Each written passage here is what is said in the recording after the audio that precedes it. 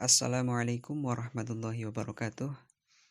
Perkenalkan kami dari kelompok 9 yang beranggotakan Amanda Yunifka Dewi, Adib Sakjun Abdillah, Nurul Setiani, dan Nur Ihsan. Di sini kami akan memaparkan materi mengenai hakikat dan teori pesan dakwah. Hakikat pesan dakwah. Dakwah secara lughatan adalah ajakan atau seruan kepada jalan Allah.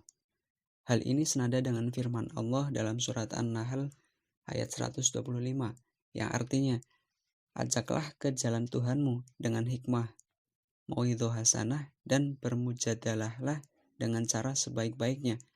Sesungguhnya Tuhanmu, Dia lebih mengetahui siapa yang tersesat dari jalannya, dan Dia lebih mengetahui siapa yang mendapatkan petunjuk.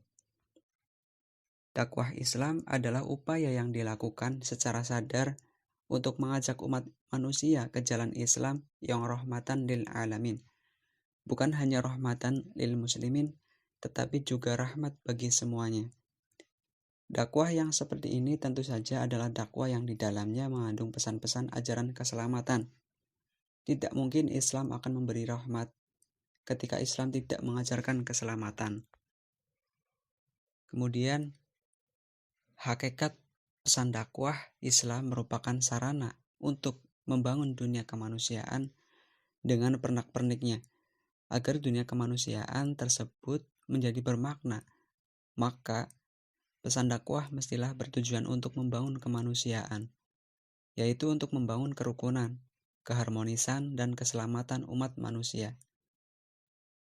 Melalui 3 tujuan antara ini, maka diharapkan akan terdapat tujuan akhir, yaitu masyarakat yang sebenar-benarnya sejahtera dan diridhoi oleh Allah Subhanahu wa Ta'ala. Teori dan bentuk-bentuk dakwah. Menurut Sambas dalam Muhyiddin 2002, Al-Quran menjelaskan Islam sebagai pesan dakwah memiliki karakteristik unik dan up-to-date. Yang pertama, Islam sebagai agama fitrah. Yang kedua, Islam sebagai agama rasional dan pemikiran. Yang ketiga, Islam sebagai agama ilmiah, hikmah, dan fikih. Yang keempat, Islam sebagai agama argumentatif dan demonstratif. Yang kelima, Islam sebagai agama hati, kesadaran, dan nurani. Yang keenam, Islam sebagai agama kebebasan dan kemerdekaan. Yang ketujuh, Islam sebagai agama kedamaian dan kasih sayang seluruh alam. Teori dan bentuk-bentuk dakwah. Yang pertama, pesan dakwah dalam bentuk ayat-ayat Al-Quran. Artinya, pesan dakwah terutama sekali didasarkan pada otoritas sumber-sumber utama agama Islam, yaitu Al-Quran. Al-Quran menempati urutan pertama dan utama dalam peringkat pesan dakwah karena di samping sebagai firman Allah, ia juga memegang peranan penting dalam kehidupan. Yang kedua, pesan dakwah dalam bentuk hadis Nabi Shallallahu Alaihi Wasallam. Hadis yang mencakup segala perkataan, perbuatan, dan takrir merupakan pesan utama dakwah. Meskipun hadis termasuk pesan pokok dakwah di samping Al-Quran, ia menempati posisi kedua dalam hierarki otoritas teks keagamaan. Karena itu, hadis tidak boleh bertentangan dengan Al-Quran sebagai sumber pertama dan utama. Dai seharusnya berhati-hati dalam membedakan hadis dengan perkataan sahabat atau pendapat ulama. Yang ketiga, pesan dakwah dalam bentuk pendapat ulama. Artinya, ulama memainkan peran sentral dalam dakwah karena ia mengemban amanah kesinambungan risalah ilahiyah. Sebagai ahli agama, pendapatnya dapat dijadikan sebagai pesan dakwah. Yang ketiga, hasil penelitian sebagai bentuk pesan dakwah. Salah satu penekanan dalam kegiatan dakwah adalah dilakukan dengan hikmah, yakni perkataan yang tepat sesuai kebenaran. Yang keempat, pesan dakwah dalam bentuk kisah-kisah. Sebagai pedoman hidup Al-Quran, juga memuat kisah-kisah yang selayaknya diresapi dengan baik. Kisah-kisah yang disajikan Al-Quran adalah kisah nyata dan fakta sejarah, bukan rekayasa, fiksi, apalagi dongeng. Kisah-kisah ini merupakan pesan dakwah yang tetap menarik, apalagi kalau dikemas rapi. Kisah-kisah perjuangan Rasul dan sebagaimana respon umat yang dihadapi akan sangat berharga bagi dai. Ia akan menjadi pendorong dan penambah energi semangat dalam mengemban tugas dakwahnya.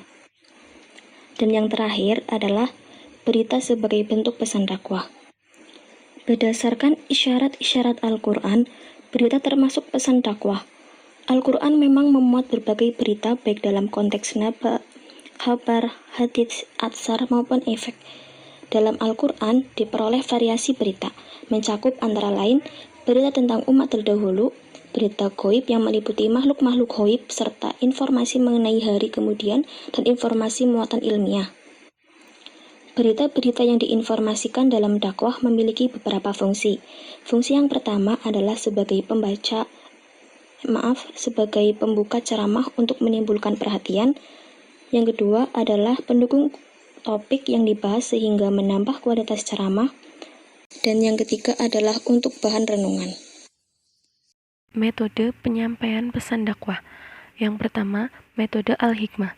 Al-hikmah merupakan kemampuan dai dalam menjelaskan doktrin-doktrin Islam serta realitas yang ada dengan argumentasi logis dan bahasa yang komunikatif. Kedua, metode al-mau'izah al-hasanah. Al-mau'izah al-hasanah akan mengandung arti kata-kata yang masuk ke dalam kalbu dengan penuh kasih sayang dan kelembutan, tidak membongkar atau membeberkan kesalahan orang lain, sebab kelemahan-kelemahan dalam menasehati seringkali dapat meluluhkan hati yang keras dan menjinakkan kalbu yang liar. Ia lebih mudah melahirkan kebaikan daripada larangan dan ancaman. Yang terakhir, al-mujadalah bil-allati hiya ahsan.